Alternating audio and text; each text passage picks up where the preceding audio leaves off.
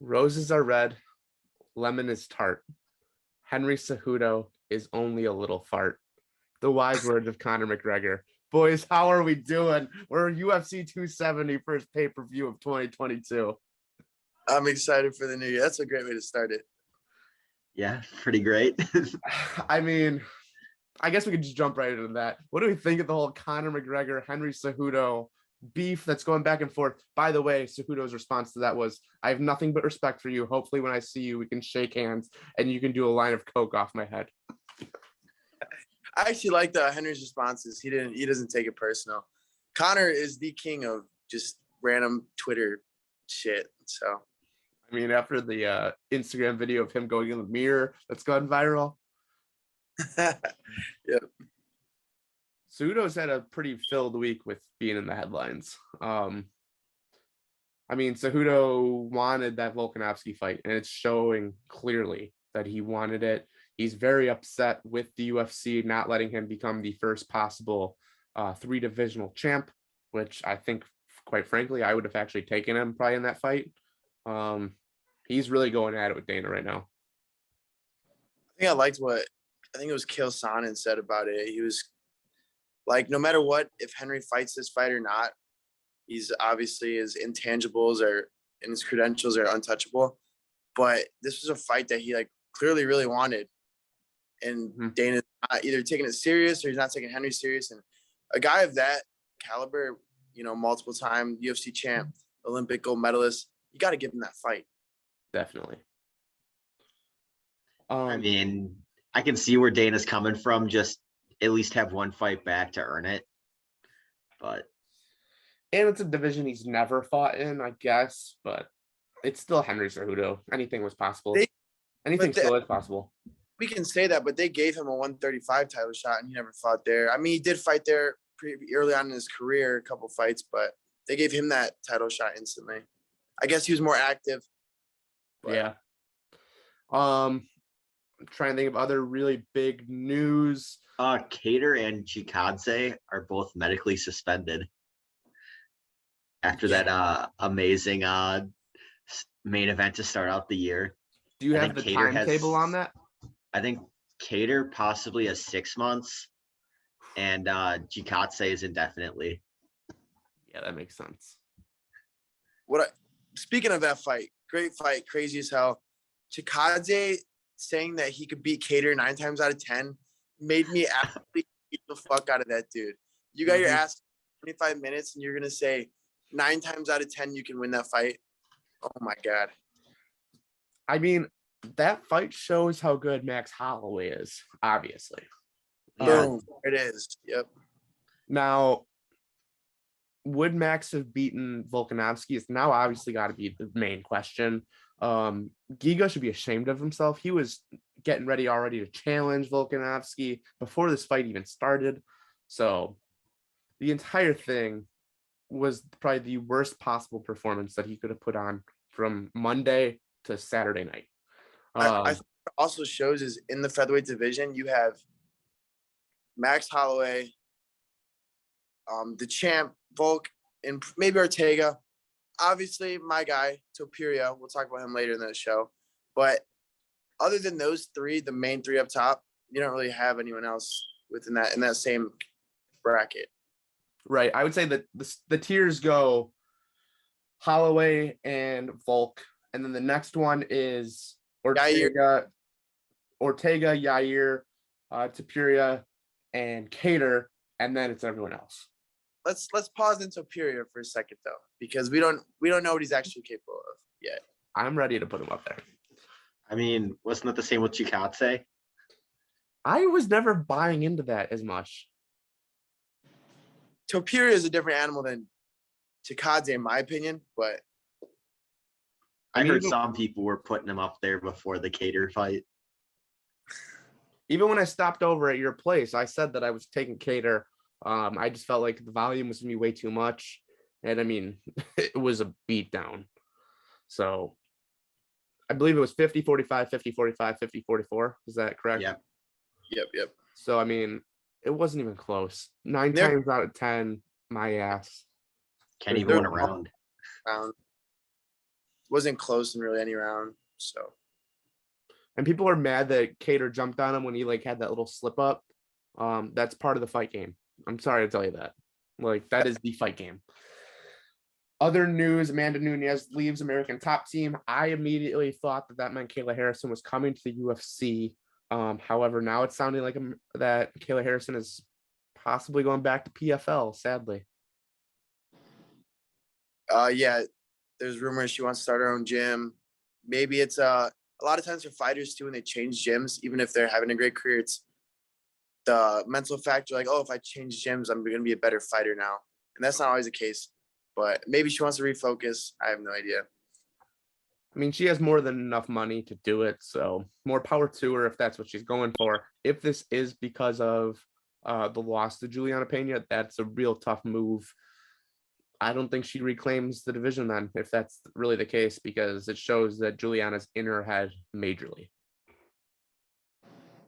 And it shows American Top Team is just losing everybody. Like, over the years, they've been losing, Covington, Amanda Nunes. Now, Joanna doesn't fight anymore for them. Dustin's been losing. He just lost. So, like, they're not – American Top Team needs a spark, and Kayla Harrison's the only one that has been providing that. Yeah, and I mean, their other golden boy is getting told by Chael Sonnen that this is a career-ending fight at UFC 272. What are your thoughts on that one? Leading up to that fight week, we're going to be excited for that.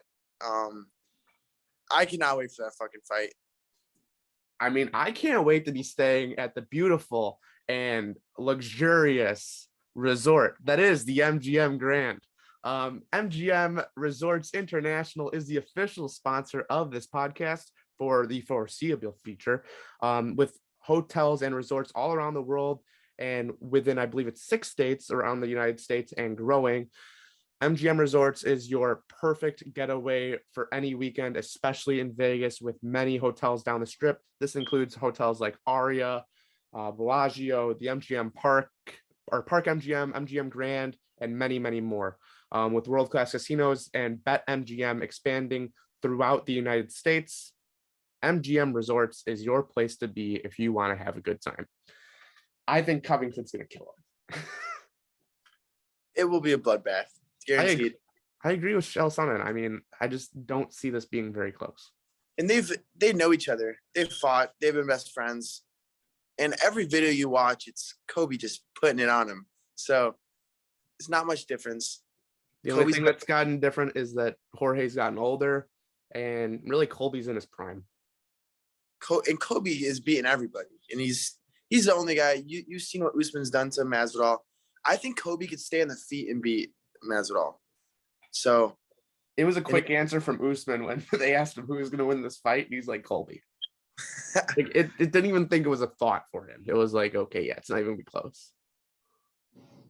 So if Usman's saying it, I think that if you're Usman, you have to be a little afraid if Colby gets on a little hot streak here, because it's ultimately going to end up in a Colby versus Khamzat fight to get another title shot. And also, mad respect to Jorge fucking Masvidal. That dude taking this fight, it is dangerous. His legacy's on the line in a lot of ways because of the bad blood. And if Kobe puts it to him after his last fight, that'd be a huge loss for him. Game bred is game, though. You cannot count him out of a fight. No. And honestly, he's probably the most entertaining fighter to never hold the belt. Actually, no, Nate Diaz. But and you can argue that because Game Bred put it to Nate. So yeah, and he does have the BMF belt. Is that going to be on the line, by the way, for this? There's no way. Have we decided on that?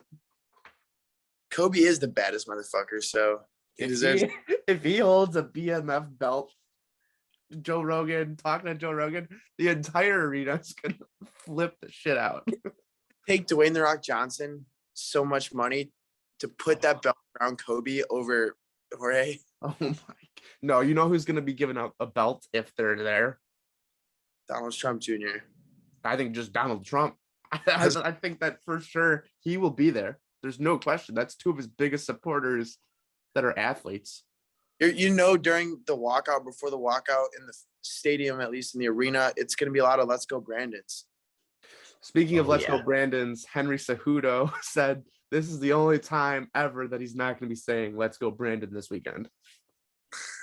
Henry Cejudo, do you think that that's going to help Figuereido? We'll get a little bit more into that, but while we're kind of talking about him, we'll talk when we touch on that card. I think this fight's gonna be completely different. I know you guys are big on Moreno. I'm not. I'm open about that. So, anything else? All right, let's real quick backtrack. Kattar versus Giga. Any other fights on that card that we want to talk about? For me, there's not much. No. honestly, it was a really. It was a shitty card to start the year. Great main event though. I mean, Katlyn Chookagian, I think she's in line for a title shot. Well, that's a huge thing I want to talk about. I'm super upset that the UFC might not extend her contract. This was the last fight of Katlyn Chookagian's on her current contract, and Dana in the post-fight presser did not seem convinced that he was going to resign. So I hope she does, man. She's a gamer. So if she's resigned, I think she has to fight for the championship. But then again, like if she loses that, then what does she do? I see this depending on the Miesha returns official too. It's 25. Sorry, it's the Ground and Pound podcast. Miesha Tate's gonna be brought up. She's officially going to 25. So Lauren Murphy is going to be her competitor on May 14th on a fight night card. I would almost imagine that that's going to be headline. Yep. Material. That's the weekend after UFC 274, which is supposedly going to be headlined by Oliveira versus Gaethje. That was the big rumor this week. Makes sense with it being in Brazil. So we will not be at that event. I can tell you that right now. I don't think the Brazilians want me there anyways. No, I don't think we want to be in Brazil. Why not? It's a little different than the US, but Only a little. Any other news before we kind of just jump into this weekend's card? All right, let's get it started. First fight of the night. We'll kind of go over fights on the prelims that we like. I'm going right into the first fight. Kay Hansen and Jasmine Jasudavicius. USA versus Canada. Kay Hansen, I believe, is minus 200. She is my pick to win this fight. She's 1-1 in the UFC. Jasudavicius, this is her first fight since the Contender Series victory. If this fight gets to the ground, it's going to be big advantage Hansen. Now, on the feet, I think Jasmine does have a slight advantage, but I expect this fight to get to the ground. And I would expect this fight to probably go the distance, but submission is very much possible. This whole card, top to bottom, is enticing to me. I'm seriously so fucking stoked for this card. My early prelim fight to watch is Matt Frivola against Gennaro Valdez. I'm starting off with an upset. I'm going to throw like a little parlay together, but plus 170, Gennaro Valdez, man. He is 10 finishes, 4 first-round knockouts, and Matt Frivola is 0-2 in 2021 last year and got KO'd against McKinney pretty quick in their fight. I think 7 seconds, some crazy number. Yep. Matt Frivola has been first-round finished multiple times. I think Valdez gets the upset early. He's exciting new prospect in the UFC, so I'm stoked for that fight. Yeah, that's my on the early prelims. That's my fight to watch as well. Valdez Frivola, and yeah, I have Valdez going to 11-0 in his career as a MMA in professional MMA. On the prelims, I really like the Jack Della. I don't really know if it's Jack Della Maddalena or whatever it is, or if it's just Jack Della. But I really liked him on Contender Series. I'm excited to see what this kid can do. Another Australian prospect that I think could go very far. These Australians seem to be taking over the sport a little bit. It seems like every single one of them that gets here ends up being successful. So that's actually the first fight on the prelims. Again, another fight that I think is going to be pretty entertaining, regardless that the names aren't as big for a casual fan. That's actually a really good fight. Those two are really sought after too. When they were free agents. I have obviously two. One will be the the main on the prelims. My guy, future champ Topuria, minus 650. The numbers don't lie. He is fighting now Charles Jourdain after Movsar Evlov, who's also undefeated, pulled out. Topuria said something funny in an interview. He said that Evlov is no longer undefeated. He has lost now because he pussy out of this fight.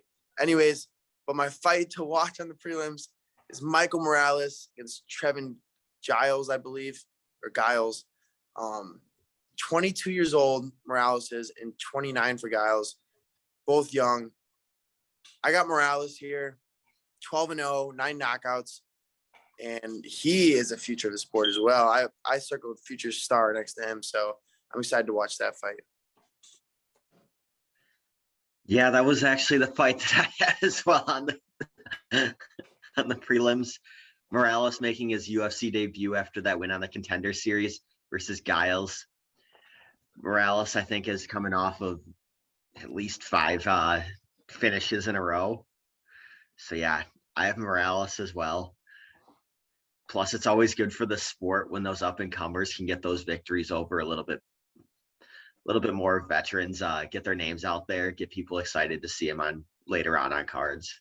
And on a card like this, with it being pay-per-view and all the names that are going to be on it, everyone watches the prelims. It's huge for these guys. The UFC purposely puts bigger names that they know will be future stars on these pay-per-view prelims because they know there's more eyes to them, and they want these guys to kind of start getting a little bit bigger, a little bit more known. That way, when they become actual contenders, you already have been seeing these guys on these maybe not as high level fights, but high level in the terms of there's gonna be a lot of star power here. So I do like both of these fights that I didn't mention. Into the main card without mentioning the co-main or main event just yet. There's a name for me that, I mean, I'm not a big fan of him, especially right now. The Nurmagomedov family. Syed Nurmagomedov is going to be facing off with Cody Stamann. Nurmagomedov is a big favorite. 14-2 is his record, so he's not undefeated like Usman or Khabib. And that's Usman Nurmagomedov, not to be confused. Anytime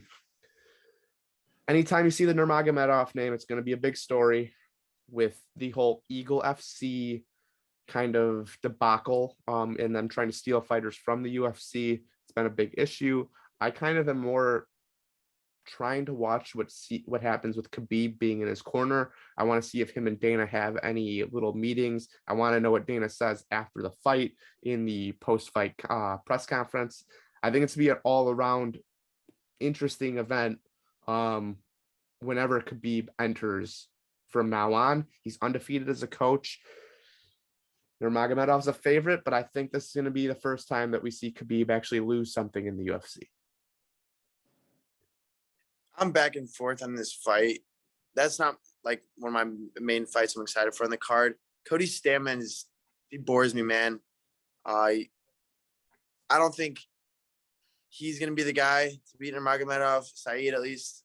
Saeed is going to pick him apart on the feet and knock him out. It's just what it is. Stamann's not going to be like, he's going to shoot for a double, get against the fence maybe a couple times, but I don't see Khabib losing this one. I hate how these kind of draws it is, but I'll be cheering for Stamann because, the Nurmagomedovs, I'm never going to cheer for them. But I mean, let's be real. If this fight didn't have Khabib, well, actually, if that last name wasn't part of this fight, it's probably not on the main card.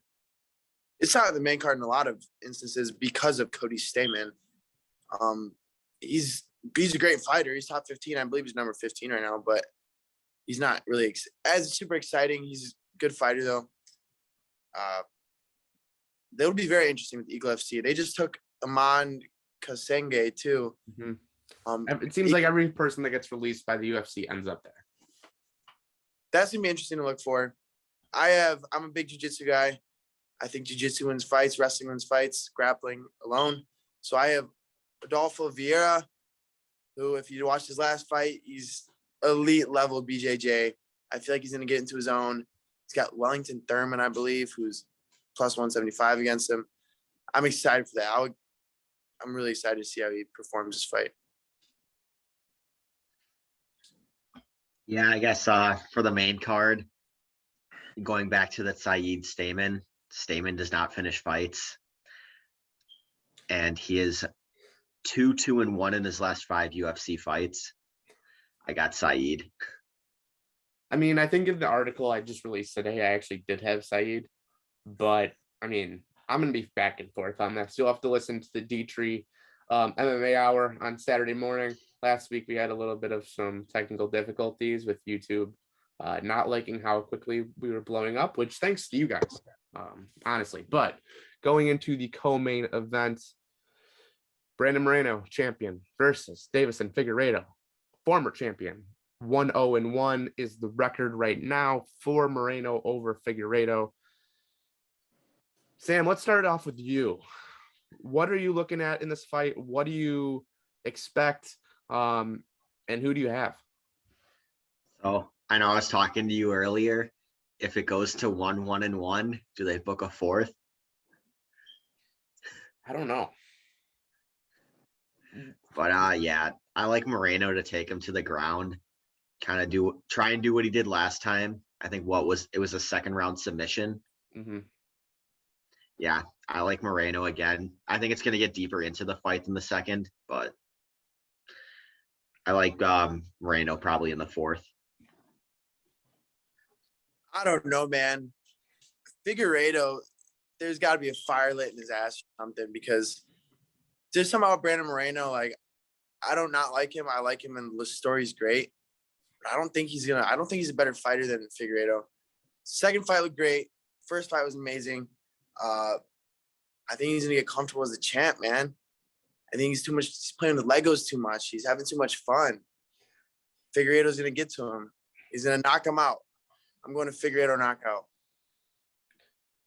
How much do you think the Henry Cejudo is helping?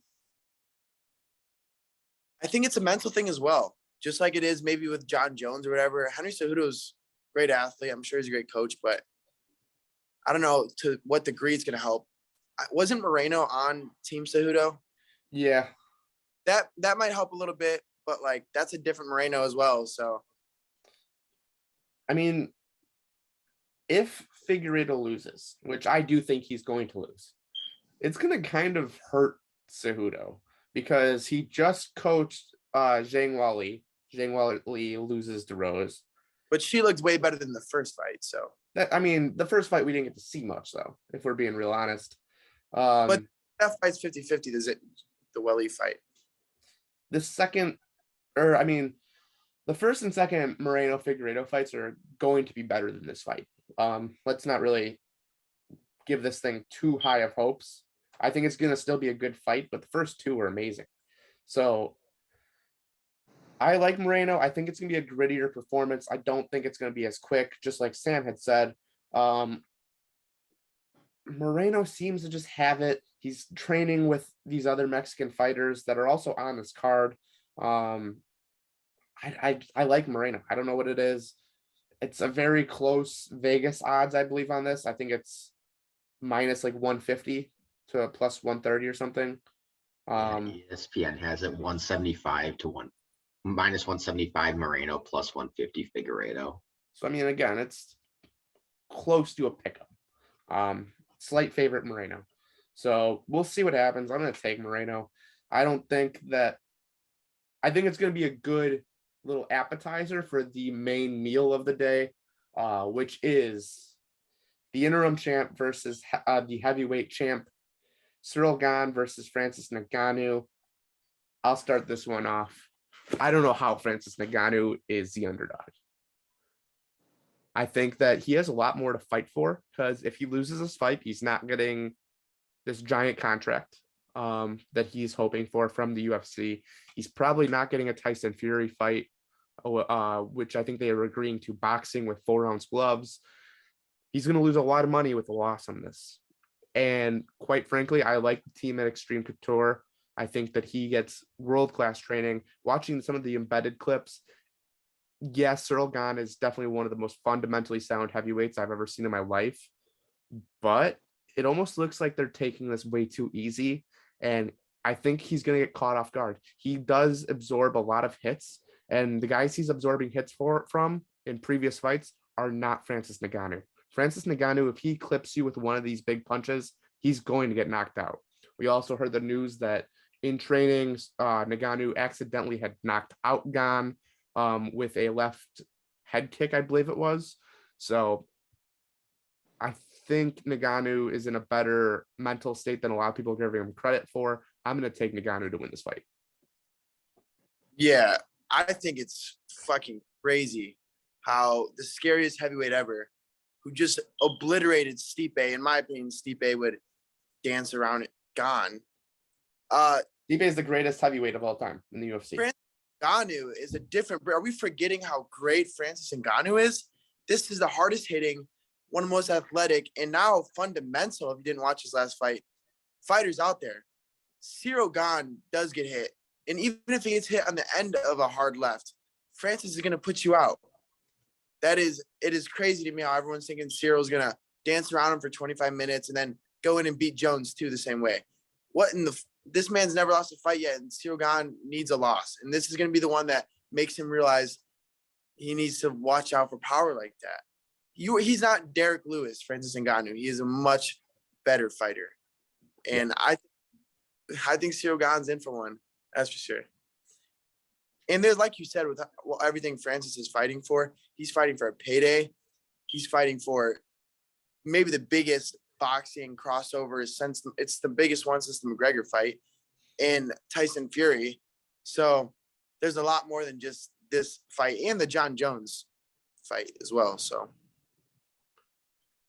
Sam, what do you have to I say? mean, I told you what I thought. I think technically Gane is a better fighter. Ngannou, he has been getting better. Ngannou definitely has the power advantage. Probably the most powerful puncher the UFC's ever seen. I don't know. Ngannou, it's his first defense. I think he's going to be a little distracted thinking about that payday because he does have the pressure on him. Oh, guaranteed. Gane's still early in his career. So, he's got to back up all the talk. Yeah. I'm taking Cyril Gane. Well, we know who the UFC clearly wants with the way they're posting about Cyril Gane as well. So, well, yeah, they don't want to give up the bag to Ngannou. That's and what it comes to. But you'll have to. Weekend, if Ngannou gets a big knockout and maybe gets the Fury fight, he is going to be the second most popular MMA fighter of all time. So, and let's be real. Next fight is John Jones. For either winner. Yes. Does Cyril Gane have a chance against John Jones?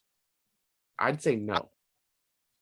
Stylistically, I think John would do better against Francis. I actually think that'd be a better fight. I want Francis to win so that way John can kind of walk around him. But Cyril Gane and Jones, I feel like would be a very boring fight. I feel like it'd be a lot like this Thiago Santos fight. So I think that Ngannou would still have to give fear to Jones because of the power. I would love to see Ngannou versus Jones. Because huge fight. Cheat. I mean, for Ngannou, that everything's right there for you. You beat the heavyweight GOAT. Now you can just beat the GOAT. And then what? Then what do you say? Like, no, 1 pound for pound, easy. If you can somehow beat John at heavyweight. So, I mean, that's really where this goes to. Loser of this fight, I would really like to see face someone maybe like Curtis Blades. Curtis back on the rise up. Are we not going to talk about the heavyweight GOAT? Stipe is still in the mix. He's 1-1 against Francis. I know. Like we're acting like it's there's not a rubber match to be made still with those two. So I feel like Stipe would have to be right after Jones because it doesn't sound like we're gonna get a John Jones Stipe fight. That could actually change though, depending on how much these two beat each other up. If there's a medical suspension, I don't think you have really an answer for that. And if Ngannou does decide that he's going to take a whole year and let his contract just ride and not fight, we could be talking about another interim fight, Stipe versus Jones. In this fight, in my opinion, is going to go one of two ways.